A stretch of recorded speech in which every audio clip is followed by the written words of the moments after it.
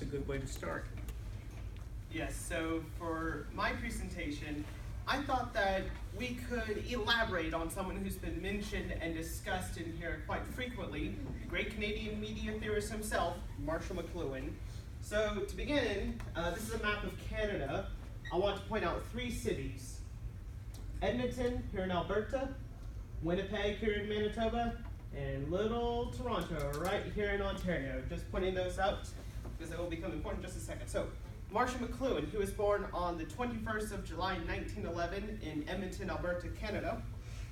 As a kid, he was not that academic, but as he got older, he developed a love of literature.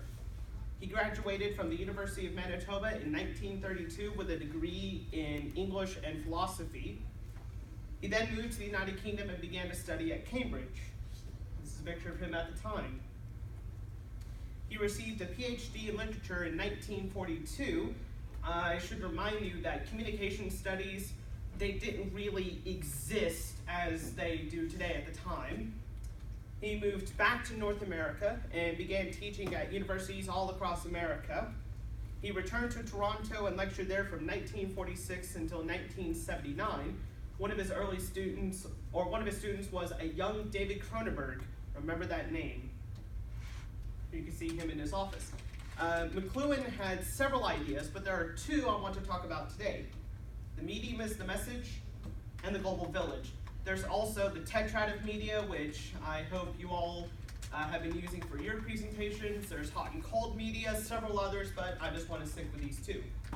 The first one is the medium is the message. We've been going over this a lot, but I don't think we have truly got the nuances of it. It first appeared in his book, Understanding Media, published in 1964.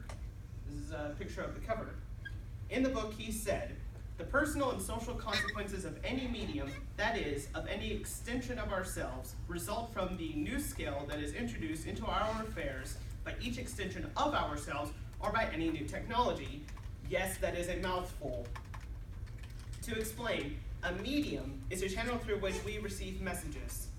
A medium can be just about anything: television, radio, newspapers, you name it, it's probably a medium. He even said that light bulbs are a medium, one without a message. What he is saying is that the mediums are more important than the messages they transmit. For example, let's go with the television. People place a television as the focal point in their living rooms and build their schedules around what is being broadcast. Everyone is watching something different, but they're all watching the television. For example, let's say it's the 1960s. You are watching Star Trek, you're watching The Twilight Zone, you're watching sports, you're watching news, you're watching soap operas. It doesn't really matter.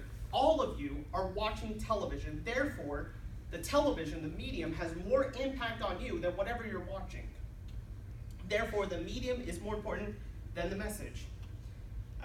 Mark Fetterman from the University of Toronto said, "McLuhan warns us that we are often distracted by the content of a medium." McLuhan himself saying, "Indeed, it is only too typical that the content of any medium blinds us to the character of the medium."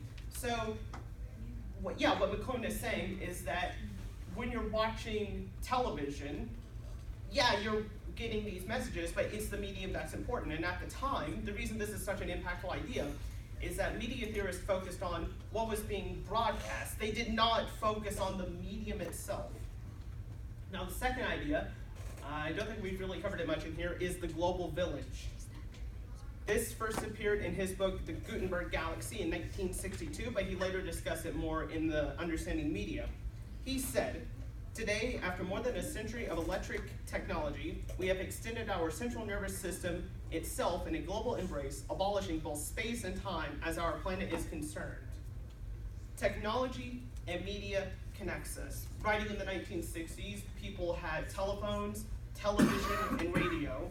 Instantly, you can talk to, see, and hear people from anywhere in the world. There's also the media itself.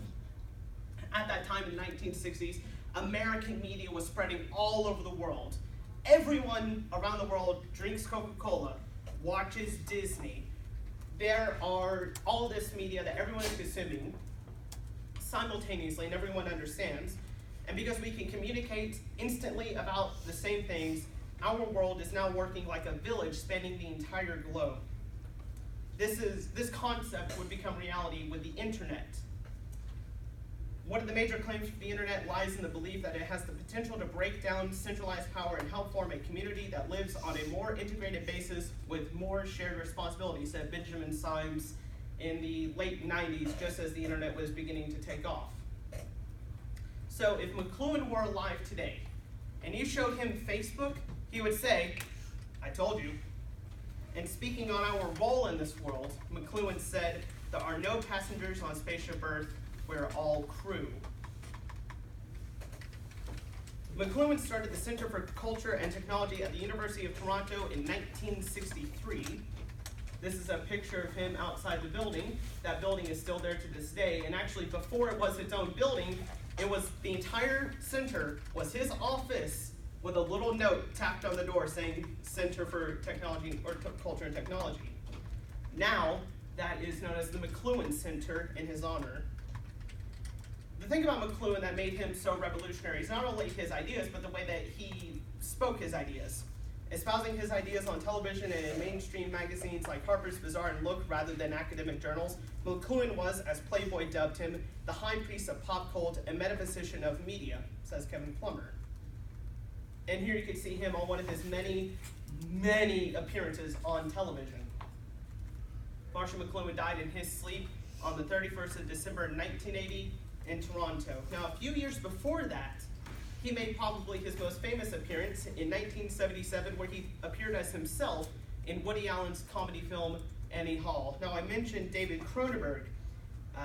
Cronenberg went on to become a great director, directing mostly science fiction and horror. And in 1982, he released his film Videodrome, which was about this television broadcast that brainwashed people. This was heavily influenced by McLuhan's theories on the way that media controls its viewer.